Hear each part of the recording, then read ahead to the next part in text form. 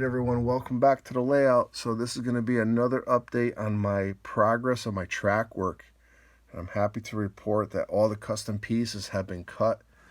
They're fitted, and then the next step basically is to slowly remove each switch, drill the holes for the switch machines, and permanently install the switches.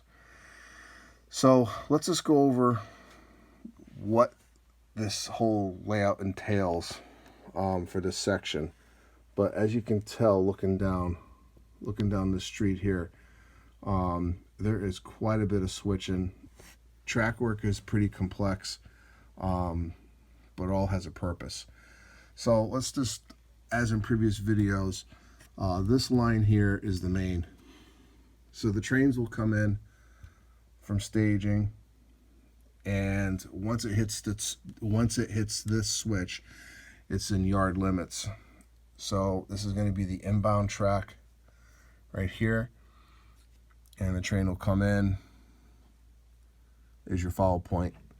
At that point, the train or the locomotive is going to uncouple, proceed down here past this switch, and then run through the crossover. Now it's going to be on the outbound. So the train's going to be on the outbound track, head off to that switch, back onto the main, and head back to staging. Over here, this track right in the back is going to be reserved for the local switchers and the yard switcher. So the yard switcher will most likely come out of here, go on the outbound, switch over, grab the train here, do any type of blocking it needs to do, and then put it on the local yard track right here. So at that point, the local switcher will come out, take its train, and then do all the switching operations. Now, what I incorporated in this area is a runaround, because there's certain industries you have to perform a runaround to switch them out. So you can see this crossover here, and then there's another one down further. So the way I space these two crossovers or the runaround, you can fit an entire train in between. So there should be no problems with that. So now these tracks can be inbound and outbound, but primarily this is going to be the inbound, the outbound, and the local. This track here, I put this track in to accommodate the industry that's over here, which is going to be like a steel or iron facility. And it usually can hold about 3 cars plus the engine. So I'll have enough room to switch out. Okay.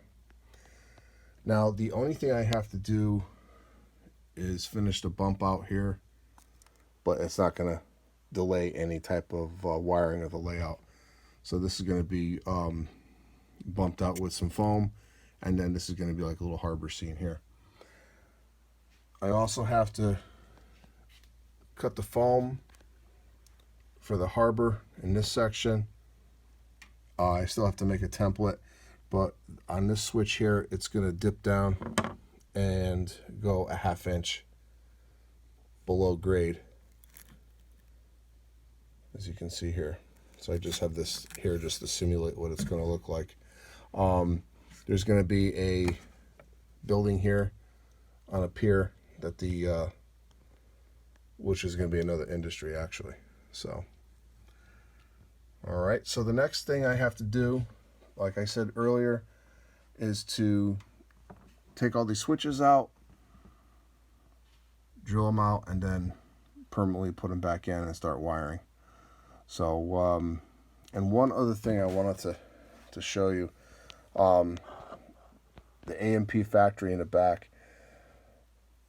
I'm pretty happy that I was able to get 3 cars in there, but unfortunately, the distance is right against the backdrop, and you'll have to get up on a step stool to uncouple. And what my concern is, if I have an operation, someone's going to be reaching over the entire front of the layout. So what I decided to do is install a couple magnets from Kadee in there. So those are going to be mounted in between the rails. So there's no need to reach over and grab cars and uncouple cars. Obviously, if a car derails back there, then that's a different story, but hopefully I won't have that issue. So this is pretty much done for this update. And I should have another one in a few days. So thanks for watching, and then I'll see you at the next update.